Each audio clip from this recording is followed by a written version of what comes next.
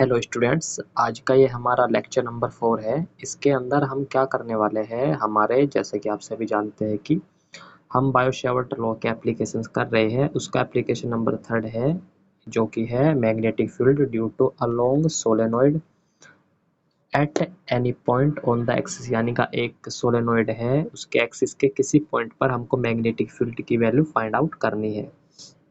इससे previous video के अंदर हम 2 एप्लीकेशन कर चुके हैं बायो-सैवर्ट लॉ के, और उससे पहले जो फर्स्ट वीडियो थी उसके अंदर हमने कुछ इंपॉर्टेंट डेफिनेशन वगैरह देखी थी। ये इस यूनिट की या यूनिट नंबर 2 जो हमारी है मैग्नेटोस्टैटिक्स, इसकी ये वीडियो लेक्चर नंबर 4 है। और इसके अंदर हम एक इम्पोर्टेंट डेरिवेशन, इम्पोर्टेंट एप्लीकेशन है, एग्जाम के पॉइंट ऑफ व्यू से इसको हम इसके अंदर अच्छे से समझेंगे। देखिए, वीडियो स्टार्ट करने से पहले मैं आपसे एक छोटा सा निवेदन है कि आप वीडियो को शुरू से लेकर एंड तक अगर बिना स्किप किए देखते हो देन ही आप अच्छे से समझ पाओगे, अदरवाइज नहीं समझ पाओगे। देखिए, मैं सीधे साफ शब्दों में आपको बता रहा हूँ कि अगर आप वीडियो को स्किप करके देखते हो तो आपको समझ नहीं आएगा। लेकिन ये मेरा आपसे वादा है, अगर आप वीडियो को बिना स्किप किए देखते हो और ध्यान से सुनते हो, जो मैं कह रहा हूँ, जो मैं कहता हूँ, उस सबको आप ध्यान से सुनोगे देन आप समझोगे और इजीली इस एप्लीकेशन को आप समझ पाओगे, ठीक है, और लिख भी सकते हो, ठीक है। तो चलिए यार, इस वीडियो को स्टार्ट करते हैं बिना कोई टाइम वेस्ट किए। देखिए, सबसे पहले तो सवाल यही उठता है कि सोलेनॉइड है क्या। देखिए, सोलेनॉइड क्या होता है, जैसे हमारे पास एक नॉन कंडक्टिंग होलो सिलेंड्रिकल ट्यूब है और मैं कह रहा हूँ कि उसके ऊपर हमने एक कंडक्टिंग वायर जिसके अंदर आई करंट फ्लो हो रहा है को लपेट देते हैं। इस प्रकार से जो सिस्टम बना उसको हम कहते हैं एक सोलेनॉइड या परिनालिका। यानी कि इसमें हमारे पास क्या होती है, एक अचालक खोखली बेलनाकार छड़ होती है जिसके ऊपर एक एक चालक तार को लपेट दिया जाता है, और इस प्रकार से बना सिस्टम जो है उसको हम कहते हैं सोलेनॉइड। मैंने वही यहाँ पर लिखा है, आप क्लियरली पढ़ सकते हैं कि if a conducting wire is wound on a non-conducting hollow cylindrical tube। हमारे पास एक नॉन कंडक्टिंग होलो सिलेंड्रिकल ट्यूब है जिस पर एक कंडक्टिंग वायर को लपेट दिया जाता है and the current is flowing in the wire, और इस वायर के अंदर करंट फ्लो हो रहा है। Such type of system is known as solenoid. इस प्रकार से जो सिस्टम बना उसी को हम कहते हैं सोलेनॉइड, ठीक है। आई होप आपको क्लियर होगा कि सोलेनॉइड किसे कहते हैं या सोलेनॉइड क्या होता है, ठीक है। अब हम चलिए इसका डेरिवेशन को आगे बढ़ाते हैं।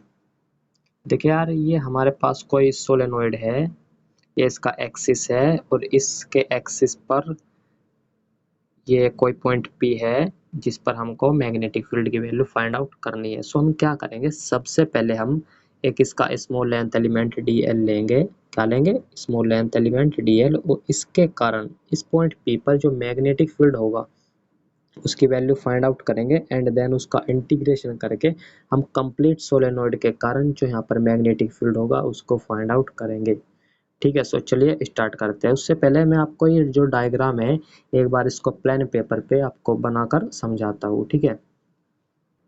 देखिए यार, ध्यान से समझिएगा। मान लीजिए हमारे पास कोई सोलेनॉइड है, इस प्रकार से है, ये कोई सोलेनॉइड है, ये इसका एक्सिस है, ठीक है, और ये जो इसके क्रॉस सेक्शन इसकी रेडियस है वो r है, ये r है, ठीक है। ये पॉइंट O है, इससे यहाँ पर a डिस्टेंस पर, कितने डिस्टेंस पर, a डिस्टेंस पर कोई पॉइंट P है जिस पर हमको मैग्नेटिक फील्ड यानी का dB की वैल्यू फाइंड आउट करनी है, ठीक है ना। अब क्लियर दिख रहा है? यस, यहाँ पर dB की वैल्यू फाइंड आउट करनी है। मैं सबसे पहले क्या करूँगा, मैं एक स्मॉल लेंथ एलिमेंट लूँगा, किसका? सोलेनॉइड का, क्योंकि हम सोलेनॉइड के कारण हमको मैग्नेटिक फील्ड फाइंड आउट करना है। दैट मैं सोलेनॉइड का एक स्मॉल लेंथ एलिमेंट लूँगा। मान लीजिए मैंने लिया dl, ये एक स्मॉल लेंथ एलिमेंट मैंने dl लिया। कितना है ये dl, जबकि कंप्लीट लेंथ इसकी कितनी है, वो l है, ठीक है मेरे भाई। ये आपको समझ आ जाना चाहिए। क्या किया, एक सोलेनॉइड है जिसका स्मॉल लेंथ एलिमेंट dl है, उसके सेंटर से उसके एक्सिस पर a डिस्टेंस पर कोई पॉइंट P है जिस पर dB की वैल्यू फाइंड आउट करना चाहता हूँ मैं, ठीक है। मैंने स्मॉल लेंथ एलिमेंट जो लिए dl लिया, सबसे पहले इसके कारण यहाँ पर dB में फाइंड आउट करूँगा, ठीक है। देखिए कैसे करते हैं। सबसे पहले तो इसको मैं यहाँ से मिलाऊंगा, ये मैंने यहाँ से मिला दिया। ठीक है, डी एल जो एलिमेंट है इसको मैंने पॉइंट पी से मिला दिया। ठीक है, और यहाँ पर ये जो डिस्टेंस होगी ये एक्स है, इस डिस्टेंस को मैंने क्या नाम दिया, एक्स। जितनी डिस्टेंस ये होगी उतनी ये होगी, क्योंकि ये स्मॉल लेंथ एलिमेंट है। ठीक है, सो ये भी एक्स होगी। अब मैं क्या करूँगा, मैं यहाँ से एक परपेंडिकुलर डालता हूँ, एक मैंने यहाँ से परपेंडिकुलर डाला, और ये एंगल जो है वो आपका फाई है, ये एंगल भी आपका फाई है, जबकि ये जो एंगल है छोटे वाला ये आपका डी फाई है। ठीक है, ये इस प्रकार से आपका डायग्राम बनेगा। देखिए डायग्राम क्या है, मैं थोड़ा आपको जूम करके बताता हूँ। जैसे मैंने आपको बताया सेम वही है, सोलेनोइड है। बस आप सबसे पहले ये समझिए, ये एंगल फाई है और ये भी एंगल फाई है। ठीक है, ये एंगल डी फाई है, और ये जो डिस्टेंस है ना इस स्मॉल लेंथ एलिमेंट से पॉइंट पी तक की जो डिस्टेंस है ये एक्स है, ये ए है, ये बी है, और ये लंब जो मैंने डाला वो के है। ठीक है, अब इसके कारण इस पर हम मैग्नेटिक फील्ड फाइंड आउट करते हैं। सो जैसे जैसे मैंने आपको बताया वैसे वैसे हम लैंग्वेज में लिखेंगे। Let us consider a long solenoid of length L, length L का कोई लॉन्ग सोलेनोइड है जिसके radius of cross section is R, जिसके रेडियस कितनी है क्रॉस सेक्शन की, यानी का अनुप्रस्थ काट का जो रेडियस जो त्रिज्या है वो कितनी है, वो आर है। ठीक है, यही मैंने यहाँ पर लिखा है, cross section radius is R. कोई सोलेनोइड है जिसकी लेंथ एल है, let A B with the small length element, ये कोई स्मॉल लेंथ एलिमेंट है ऑफ द सोलेनोइड, सोलेनोइड का जिसकी लेंथ डी एल है। Let P be the point at distance a, P कोई पॉइंट है जो ए डिस्टेंस पर है, कहाँ से, centre of the solenoid, solenoid के सेंटर से, एट विच जिस पर वी विल हम करेंगे फाइंड आउट मैग्नेटिक फील्ड, जिस पर हम मैग्नेटिक फील्ड फाइंड आउट करेंगे। ठीक है, if n be the number of turns in unit length of the solenoid, कह रहा है कि जो सोलेनोइड की यूनिट लेंथ है उस पर नंबर ऑफ टर्न्स कितने हैं, वो n है। क्या है, number of turns in unit length of the solenoid. Then total number of turns in small length element dl, कह रहा है कि यूनिट पर तो n है, यूनिट पर कितने हैं, n है। सो dl पर कितने हो जाएंगे, n dl हो जाएंगे। ठीक है, देखिए आप यहाँ समझिए, ये मान लीजिए यूनिट पर कितने हैं, वो n है। ठीक है, सो dl लेंथ पर कितने हो जाएंगे, dl से मल्टीप्लाई कर दूंगा, यानी का n इंटू dl। ठीक है, ये छोटा सा पॉइंट है, ये आपको क्लियर हो जाना चाहिए। उसके बाद क्या है, यही ndl हो जाएगा। So then magnetic field at p, यहाँ देखिए मैग्नेटिक फील्ड एट p यानी का पॉइंट p पर magnetic field due to small length element कितना होगा, वो हो जाएगा आपके पास db is equal to mu not upon 2 N D L I are square upon R square plus A square की पावर 3/2।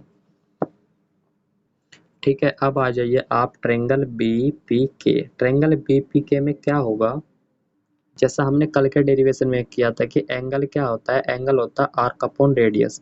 सो आर्क क्या हो जाएगी, आर्क हो जाएगी आपके पास बी के, और रेडियस कितनी है, इसकी रेडियस है एक्स, यानी का बी के अपॉन एक्स। सो वही मैंने यहाँ पर लिखा है, ये आप क्लियरली देख सकते हैं, angle equal to arc upon radius से B K upon X. So B K की वैल्यू क्या हो जाएगी, X into D phi, this is equation 2। और ये जो मैंने बायो-सेवर्ट लॉ का एप्लीकेशन यूज़ किया था डीबी के लिए, ये था आपके, इसको मैंने नाम दिया था इक्वेशन फर्स्ट। ठीक है, ये आप क्लियरली देख सकते हो।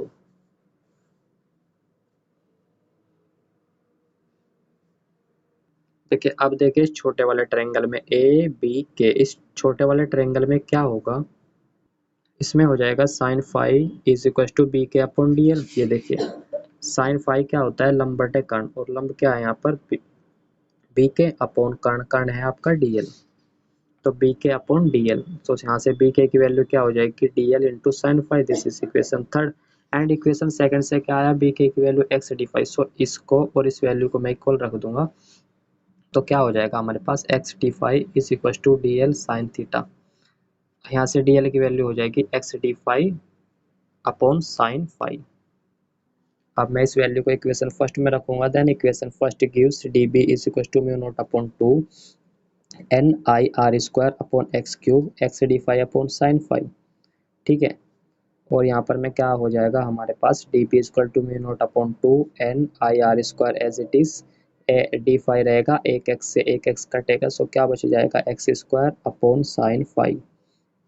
आगे क्या होगा जब मैं इसको सोल्व करूंगा, तो D B is equal to mu note upon 2 N I are square upon R square sine square phi D phi sine theta. ये कैसे हुआ वो समझिए आप।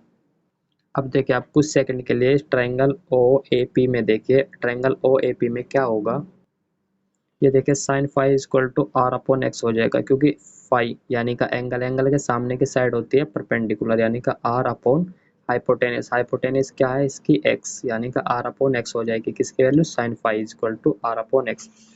वही मैंने यहाँ पर लिखा हुआ है, आप क्लियरली देख सकते हैं।